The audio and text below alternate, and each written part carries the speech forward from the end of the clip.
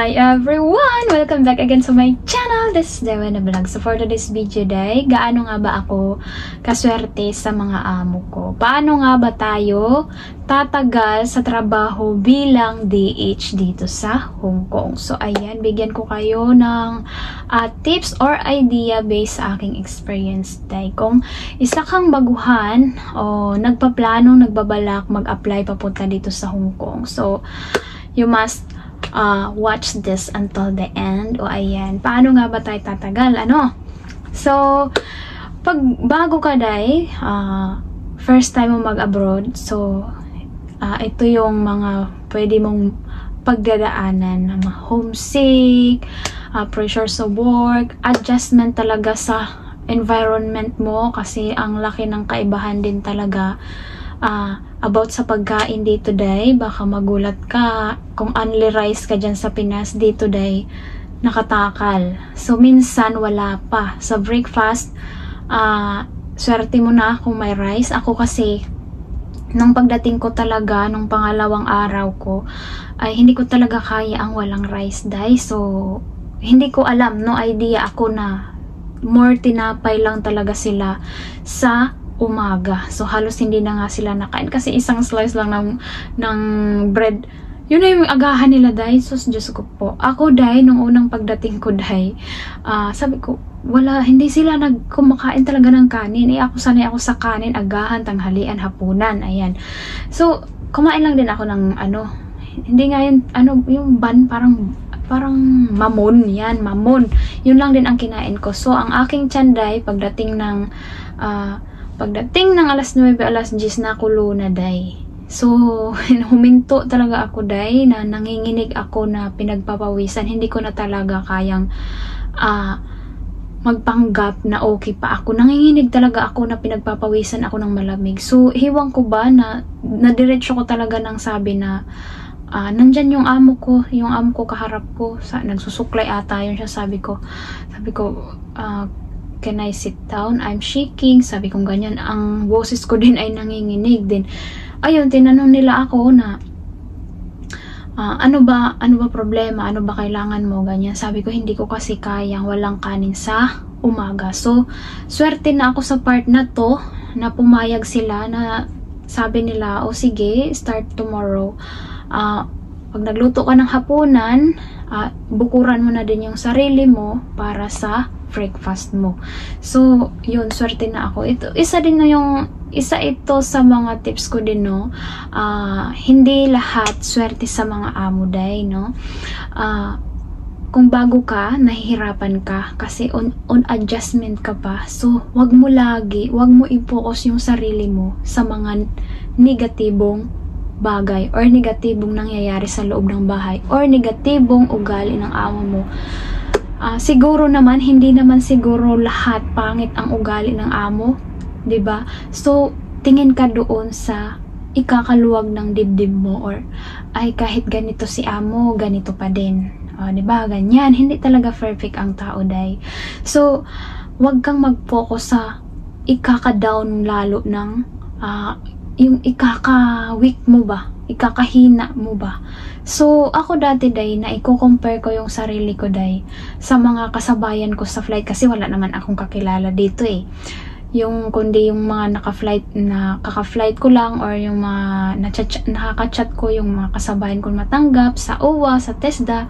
So, na-i-compare ko yung sitwasyon ko.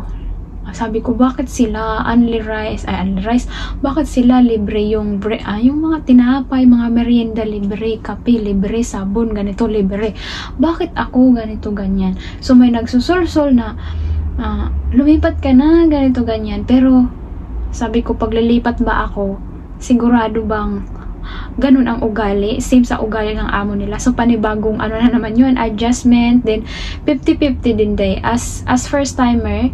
And that time around 1, 2, 3 na nangyayari na may nag-a-advise sa lumipat ka ganyan. So hindi ko sila sinunod.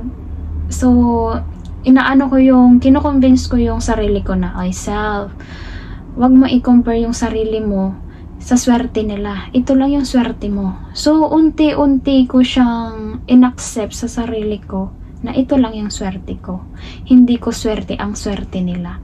So, pag matanggap mo na kasi yung sitwasyon mo, dahil hindi ka na magpo-focus doon sa nahihirapan ka, ganito, ganyan. Kundi, kung gusto mo talaga mag-work na matagal ha, ang gagawin mo na lang kasi once na na-accept mo na, gagawa ka na lang ng paraan paano mo siya mapadali. Paano mo siya mapagaan yung trabaho mo. Kasi pag panay ka reklamo, day, panay ka, bakit kasi ganito, ganyan, lalong mabigat, lalo kang mahirapan talaga. Hindi ka magiging masaya sa work mo. So, hindi ka tatagal. So, wag kang mag-focus sa negatibong bagay talaga. So, kung hindi mo maalis talaga sa isip mo yung nabalik-balik talaga yung, alam mo, ganyan. So, ako dahil ginawa ko dati, no, tulad ng ingat ako sa, na hindi makabasag, natitense kasi ako, lalo tuloy ako nakakabasag dahil. So, ang ginawa kong paraan, para hindi ako ma-focus doon, baka makabasag ako, ginagawa ko, kumakanta ako dahil. Una, pabulong lang, hanggang hindi naman nila ako sinisita, hindi naman sila, ay tinanong lang pala ako ng amo kong lalaki na, do you like singing? Ginanon ako din, tumawa lang ako. Then, until now, yan pa din ang ginagawa ko, lalo na't mag-isa. Pag tahimik yung paligid ko, ang daming negatibong bagay na papasok sa utak ko. So, hindi ka nakakapag-focus sa work. So, yun ang ginagawa ko, nabirit ako, ganyan, parang nagko-concert ako sa loob ng bahay. Minsan nga pag ako mag-isa, nasasabihan ko yung sarili ko, grabe ka naman, day. Siguro yung mga masasamang espiritu, talbo talaga. Kasi as in talaga yung birit na parang ako nagko-concert ng sarili kong concert, ganyan. Ganyan yung ginagawa ko, day. So, kailan ko ba nasabi na swerte na din ako sa mga naging amo ko? So, nung time na nirenew nila ako, no? Hindi mo kasi makikilala ng buo ang mga magiging amo mo or kahit magiging asawa, 'di ba? Pag hindi mo nakakasama ng matagal. So, sabi ko dati sa mga nababasa kong post na sabi ko, mas swerte pa ako pala sa mga amo ko kasi hindi nila ako inoobliga na mag-work before and after ng day off ko. Kasi yung iba dahil bago umalis ng bahay, during day off nila, pinaglilinis, pinagluluto, pinapaasikaso yung bata. Ako hindi. Sa pagdating naman galing off, pinaghuhugas, pinapaliguan pa ang bata. Ako naman hindi. So, swerte na ako sa bagay na yan. Then, pangalawang swerte ko sa kanila about sa pagkain na noon ay yung binibigay sa akin na ganito, yung noodles lang talaga na umiiyak talaga ako that time dahil lagi, yun lang talaga ang binibigay niya, yung noodles na hindi tulad sa atin ha, yung plain lang, walang pang sahog, walang sauce, walang powder, yung plain lang talaga na kulay brown yun eh. Nakalimutan ko yung pangalan, na ayaw ko pa ng texture na dahil kasi ang sapara. Din, kasi yun lang nakalagay sa bowl. Then, sabihin lang sa'yo, this is your breakfast. Wala man lang sinabi, you can take, you can cook also with dumplings, the sauce, ganyan. Wala. So, bilang first timer ka, takot ka pa. Kukuha ka ng dumplings, takot ka pa. Ako, until now naman, pag hindi sinabi ni amo na pwede ka kumuha ng dumplings, hindi ako nakuha. Itlog lang talaga yan akin. Pag wala silang bilin sa akin, itlog. Ayan, nagluluto ako ng itlog. Then, ngayon, naging okay. So, sabi ko, swerte na din ako sa mga amo ko. Then, sa ugali din ng mga amo ko, day, never pa kami nag-away nung nagkagalit talaga. Never pa. Since 3 years na tayo. Then, ang pinakagusto ko sa mga ugali nila, yun, hindi naman ako perfect na katulong, pag nagkakamali ako or may complaint sila, tulad sa pagluluto, uubusin muna nila yan. Then, mag-complain, at least tapos na ako kumain, busog na ako, ganito, next time, ganito, ganyan ha, sabi ko, ganun lang, tango na lang ako din, naubos mo pa rin naman, makain pa rin yung luto ko, diba? Yan yung hinaano ko, kay nakatwiran ko. Then, tapos, pag may kasalanan akong nagawa, hindi ako pinapagalitan in front of them, in front sa mga kamag-anak niya, sa parents niya, or sa asawa niya. Kinakausap niya ako sa kusina, ganito, ganyan. So, yun ang pinakagusto ko sa ugali ng mga amo ko. Then, during day off ko day, 'di ba? Dapat once a week talaga yung ating day off. Pero mas gusto ko talaga alternate. Then pinapayagan naman nila ako na mag-OT. So before na 2 months or 1 month ata na hindi ako nag-ask na mag-OT ako. Kasi ganito yung nangyayari dahil pag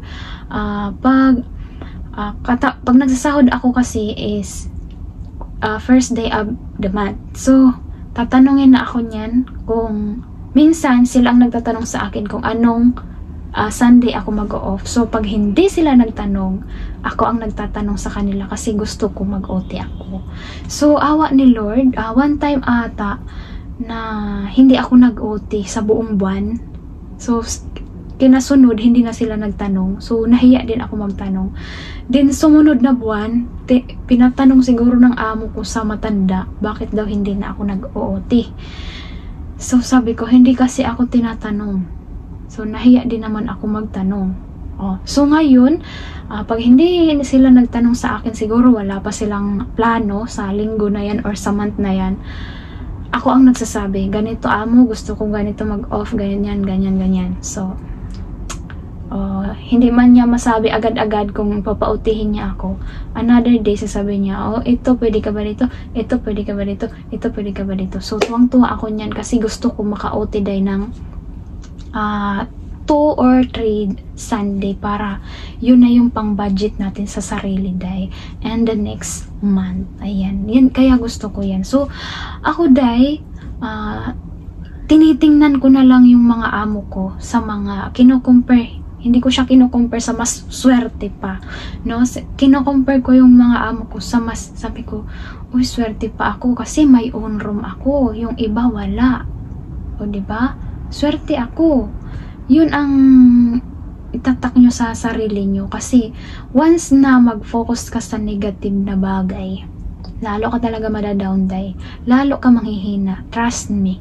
Kasi before ganyan ako, so ikaw din ang mag-convince talaga sa sarili mo day kasi once na nakikinig ka sa mga kaibigan mo, ganito lumipat ka na, ganito ganyan, timbang-timbangin mo talaga kung ano ang pwedeng mangyari sa bawat decision mo. Kung gusto mo pa mag-work ng matagal, so doon ka sa mas ako tulad dati, 'di ba? Sinusulsulan ako na lumipat. So mas pinili ko magstay kasi paglilipat ako 50-50 kung makakuha or hindi. Kasi baguhan pa ako wala pa akong experience as in So dito na ako muna. So nung nirenew tayo, ayan, umabot na tayo ng 3 years. So awa ni Lord, dating mahigpit yung amo ko pero unti-unti naman na lumuluwag. Ngayon, hindi na siya tulad dati na ayaw na natatambay ka. Ayaw na wala kang ginagawa kahit konting oras na lang. Naku po. So, dati sa cellphone strict din. Ngayon, until ngayon naman, pero alam ko namang na, alam nila na dinadala ko tong phone sa CR. Kasi, one time nakakalimutan ko, hindi ko na itatago ng mabuti, naka-usli yung mga parts, ibang parts ng cellphone. Sabi ko, uy, pumasok pa naman yung amo ko. Then, one time din na, nandun tong CP sa cabinet ko, sa CR. Then, naka-open lang yung ewan ko ba't nakalimutan ko isara. Naka-open siya din. Pumasok pa naman yung amo kong babae doon. Sabi ko, nakita na. Sabi ko, ganyan. So, hindi naman ako sinisita. Dapat sinisita nila ako. So, ayan lang for today's video day. Kung nagustuhan mo ang video na to, don't forget to like and subscribe my channel. See you next vlog. Bye-bye!